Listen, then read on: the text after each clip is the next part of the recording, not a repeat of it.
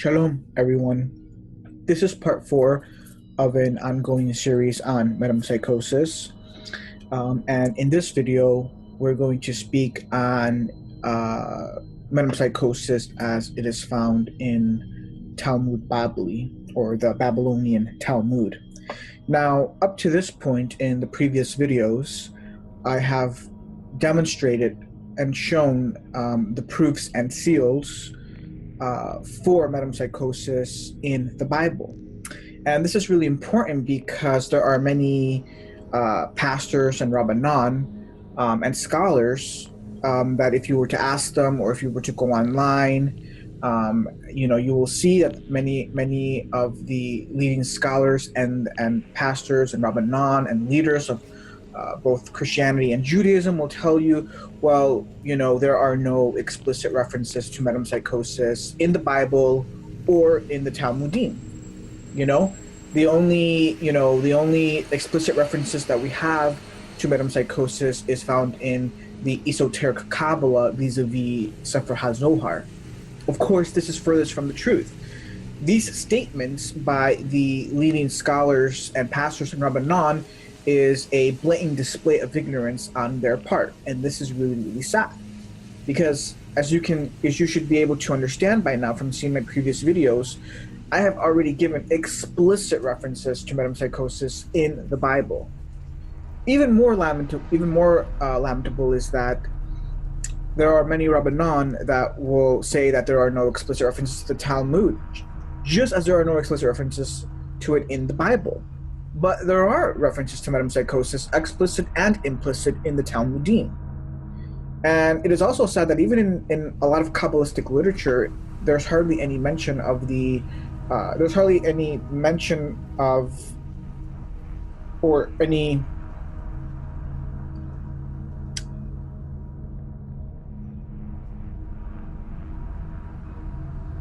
there's no mention or inclusion of any citations from the Talmud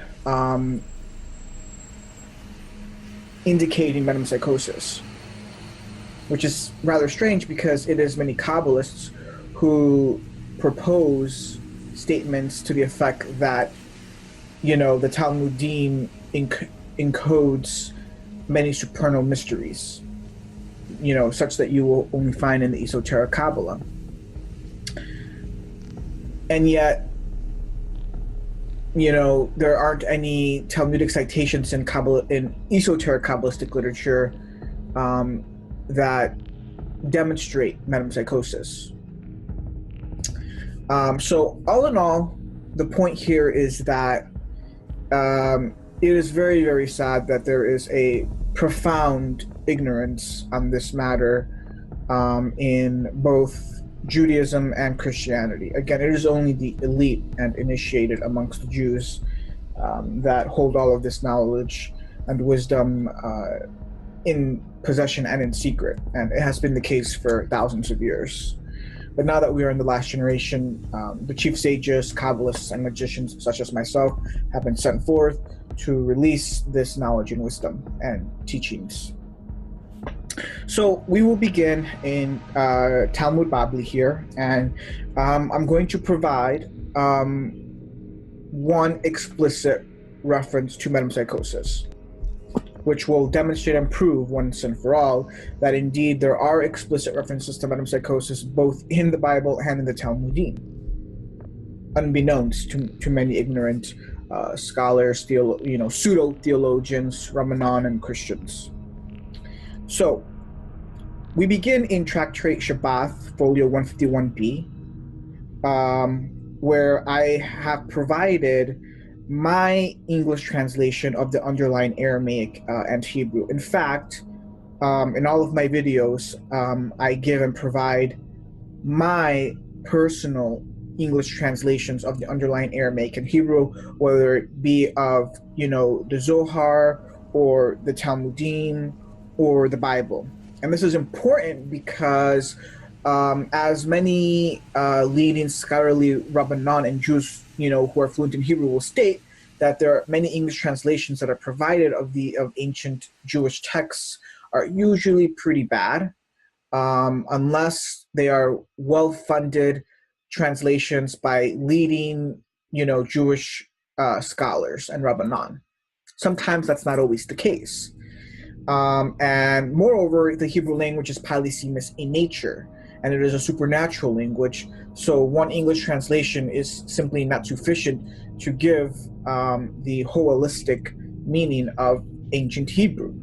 So this is very, very momentous to understand, and this is why it is critical and momentous for every adept to master the Hebrew language, because without a thorough mastery and fluency in the ancient Hebrew language, one will never be able to penetrate the more sublime, mystical, and esoteric levels of the Bible, of the Holy Word, of the kingdom of Elohim. And this is just pure fact. So, again, this is my English translation of the underlying Aramaic and Hebrew of the citation here that I cite. And this is important because the two, I would say that I think there's two very well-known, famous English translations, scholarly English translations for that matter, that are annotated and elucidated of Talmud Babli, and they're just as as famous as these translations may be, even given the fact that they will say that these were scholarly translations done by leading Rabbanan, still these English translations are bad in many parts, of the overall translation. And one example of this is this citation here that I'm citing, because when I read three English translations of this folio in Talmud Babli, and they were all inadequate translations, with respect to a cheap stage Kabbalist, and Jew like myself. So that should speak volumes in of itself. So let us proceed with the reading this folio. It states, "It was taught by Rab Elazar HaKafar. He said, man should request mercies over this attribute." And in context here, the attribute being mentioned here is that of poverty. So in context, the folio is speaking in reference to poverty. So it states, man should request mercies over this attribute, which is poverty, from the Eternal One, which if it doesn't come, it will come to his Son. And if it doesn't come to his Son, it will come to the Son of his Son, of which it is said in Sefer Devarim, chapter 15, verse 10, "Giving you shall give to him, and you shall lend to him alone whatever he needs, and you shall not be grieved in your heart when you give to him. On account of this matter, Adonai, thy Elohim, will bless you." Now, with regard to this matter of on account, or Gilgul, it was taught by Rab Yishmael. Gilgul is him returning to the world. Now, this last statement that I just read is the very critical statement in this folio, because it is this statement that is mistranslated in all English translations of this folio, which is very, very sad. Now, the first point here to make is that Hebrew word there that you see can mean on account or because, but it can also signify Gilgul or reincarnation. And so what we have here in this citation is we have a very, very high level esoteric disquisition going on between a few Rabbanan. These Rabbanan are actually Kabbalists, very initiated Kabbalists, and they're having a very, very advanced high-level disquisition on metempsychosis. Okay, so that's the first point to recognize and understand here, is that this is a very, very esoteric advanced disquisition taking place between very initiated Rabbanan here. Okay, this is probably why this citation has gone over the heads of many Rabbanan who are not initiated. Now, so this word means, this Hebrew word here, as I just said previously, can mean because or on account of, but it can also mean It can also signify Gilgul, which is metempsychosis. So let us analyze the verse here, right? Initially, the Rabbanan are saying that man should request mercies over poverty, because if it doesn't come to him, it will come to his son, and if it doesn't come to his son, it will come to his grandson, right? And then they cite a verse regarding giving loans to poor people, right? So what you may ask, what does this have to do with metempsychosis? Well, it has everything to do with metempsychosis. As we'll see here as we proceed with this presentation. Now, when they read this verse in the Torah, they are reading the verse on a very Kabbalistic level. They're reading it as this verse is speaking of reincarnation, because it mentions the Hebrew word reincarnation. So then the verse is then being read as, you know,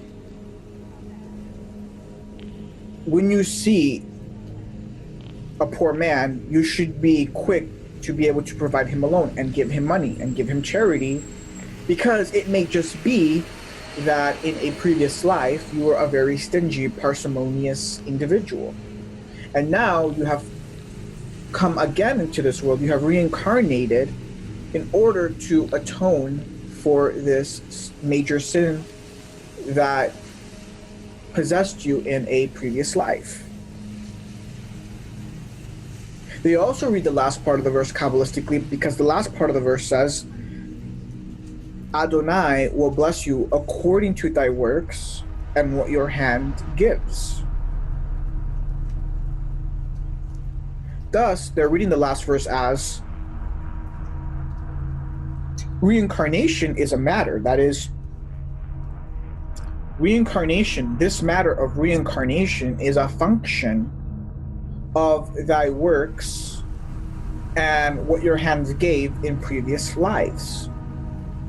Right? So everything in this citation is interconnected. Right? Poverty, whether it comes to you or to your son or to your grandson, right? This is an attribute that is revolving in a generational family tree. And it is revolving, this attribute is revolving in the generations of a family tree, as certain souls are revolving or reincarnating in this same family tree. Contextually, this is what is being understood and discussed on a very, very Kabbalistic level between these Rabbanan. Now, at this point in my disquisition, it may be a bit difficult to understand or to fully understand what I have just said, because there is still much more context to be given.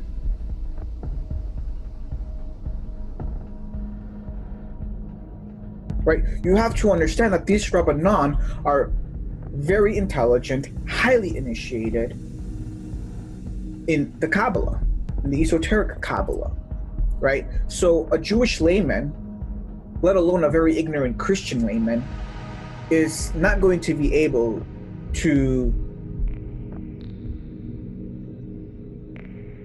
stand toe-to-toe with these Rabbanan, or even in understanding these Rabbanan and what they're discussing here.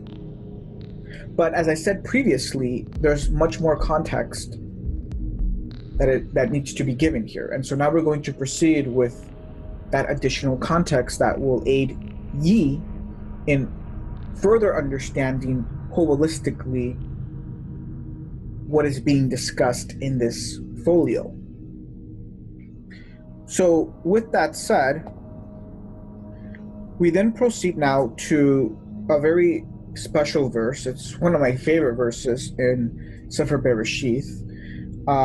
It is in Sefer Bereshith chapter 12 verse 1, where it states, "And Adonai said to Abraham, Go, go from thy land, and from thy kindred, and from thy father's house, unto a land I will show thee. Now, we have to understand that when a Christian layman or a Jewish layman is reading HaTorah, he is reading histories and stories, and from a secular standpoint, one may have the understanding and make statements to the effect that, well, HaTorah is nothing more than a scroll full of stories and histories. It's all meaningless. What's the point of it? How can it be divine? Well, again, as I have stated in previous videos, as all holy adepts know and are aware of, HaTorah is more than just a compilation of histories and stories, right? That's just the garment, right? The body and everything inside of it are the secrets, the gems, and the mysteries. And they're all encoded through this garment or tapestry of stories and histories, etc. Right? So when we read this verse that I just read, right, about Adonai telling Abraham, go from thy land, from thy kindred, and from thy father's house into a land I will show thee, right? Well, we just read that on a literal level and we don't really make much of it. We wonder, well, Abraham is just leaving his country and his family, no big deal. We don't make much of this. A Christian or a Jew, a lay Christian or a Jewish or Christian layman reading this verse is not going to make much of this verse. But a highly initiated Kabbalist reading this verse is already breaking down and analyzing this verse on many levels. So now we're going to read the commentary to this verse. We're going to read the Zohar commentary on this verse, right? Which is going to be a very Kabbalistic commentary on this verse, which is going to unlock and reveal and unveil a very esoteric, mystical level of this verse here. So we read in Sefer HaZohar in a very, very esoteric section. I would say there are a few highly, highly esoteric sections in Sefer HaZohar, and the section that we are citing from in Sefer HaZohar is a very esoteric section called Secrets of the Torah, and it is found in Book 1, Folio 77a. We read there, when the soul is on the verge of descent into this world, HaKadosh Baruch Hu adjures it to observe the mitzvot of HaTorah and to follow his will. Now, Sefer HaZohar is going to proceed in decoding this parable, right? Because as I have stated previously on many occasions, the Torah can be thought of as a compilation of parables. And once again, this verse is nothing more than a parable, right? So now the Zohar is going to go in and give you those secret keys to unveiling this divine parable. So it begins by saying, from your land represents the Garden of Eden, which of course is heaven. From thy land represents the supernal body called the Tree of Life. From thy father's house represents Shekhinah. Thy father represents HaKadosh Baruch Hu. And to the land I will show thee represents this world or the human body, right? So, thy land represents the upper Garden of Eden, or heaven. Thy kindred represents his family in heaven, who is in heaven, right? That would be his heavenly father, who is HaKadosh Baruch Hu, his heavenly mother, who is Shekhinah, and his heavenly brothers and sisters that are all in heaven. Thy father's house, that is the house of his father, represents Shekhinah, because in ancient Hebrew, the word Beth, which comes from the letter Beth, represents the feminine or the wife. And so it would then follow logically that the house of the father will represent the wife of the father, which is our heavenly mother, Shekhinah. The father in this case would obviously then represent Hakadosh Baruch Hu, or our heavenly father. Unto a land I will show thee will then represent earth. There is the supernal or upper land and the lower land. The upper or supernal land is the Garden of Eden, which is heaven, and then the lower land is earth. Abraham then represents the Holy Soul. So what this verse then is divinely explaining is the descent of the soul. It is explaining Abraham, who represents the soul, descending from his heavenly abode, where dwell his heavenly father and mother, to the construct or the virtual reality, which is our land or the earth. It's just absolutely brilliant when you fully understand the mysticism behind all of this. Now we proceed to speak on other implicit proofs of metempsychosis in the Holy Word, right? So we read in Sefer Devarim in chapter 5, verse 9, it states, "The iniquity of the fathers will visit the sons, and the sons of the sons unto the third and fourth generation." Right? This is a very implicit reference to metempsychosis, right? Why, the Kabbalah asks the question, why is it that the iniquity of the fathers is visiting, subsequent generations after him? Why? Well, the great secret has to do with metempsychosis, because as I demonstrated in a previous video, Gilgul can only occur through a family tree, right? So it could be that a soul comes, into the body of a patriarch, and then what if it's going to reincarnate? It would then have to reincarnate into a subsequent generation, whether it be his grandson or his great-great-grandson, right? And so this is the great mystery and secret behind the iniquity of the patriarchs visiting subsequent generations, right? And so then that leads us to another verse. That verse is actually linked through equivalent expressions, which is a very ancient, voracious Israeli hermeneutical principle, which will only be known if you were initiated into the very ancient, Kabbalah. And so through equivalent expressions, we can then link that verse to another verse in Sefer Bereshit in chapter 15, verses 13 to 16, where it states, "And he said unto Abraham, Know that thy seed shall be a stranger in a land not theirs, and they shall afflict them 400 years, but in the fourth generation they shall hither again, for the iniquity of the Amorites is not yet full." Right? So again, we have Adonai telling Abraham that his seed is going to return again back to the original land after 4 generations.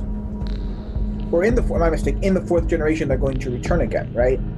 So we have this number 3 showing up again, right? I've already showed in a previous video how the number 3 is a very Kabbalistic number in reference to metempsychosis, because one of the basic laws of Gilgul is that a soul is given 3 strikes in reference to metempsychosis.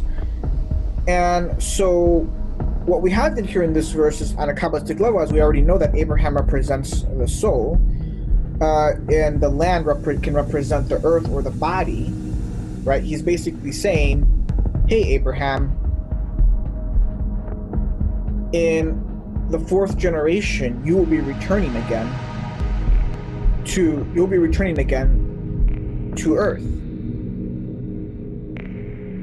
He's also stating on another Kabbalistic level that your sons are going to be reincarnating successively, every few generations. Every few generations, your seed is going to be returning back to their starting point, which is earth. So that's what's being Kabbalistically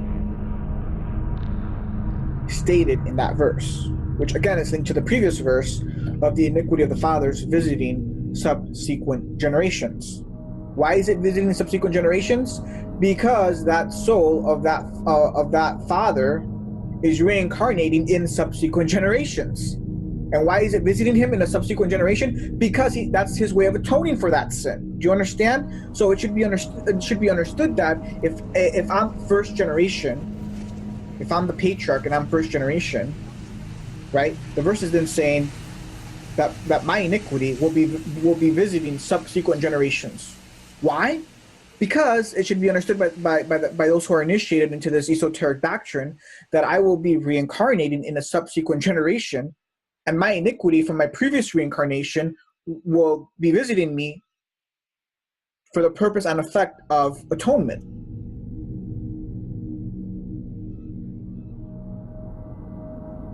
And again, that is what the verse in Sefer Bereshit is also intimating on a very Kabbalistic level, right? The key verse is the key statement is the last part of that verse where it says, "But in the fourth generation they shall return again, for the iniquity of the Amorites is not yet full," meaning the iniquity is not yet full, and so this is why they are returning. This is why they are reincarnating to atone for that iniquity. Again, this is all very, very esoteric, mystical knowledge and wisdom.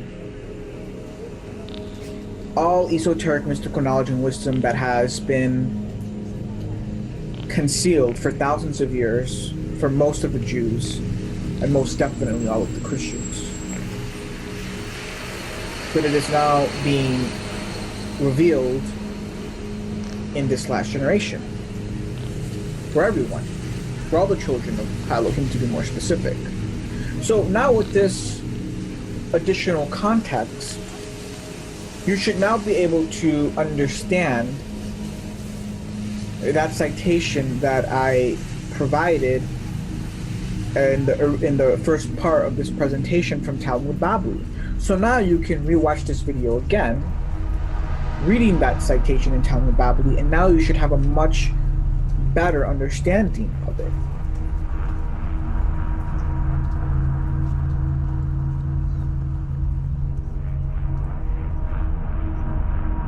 And so ends this very holy but secret disquisition. Shalom.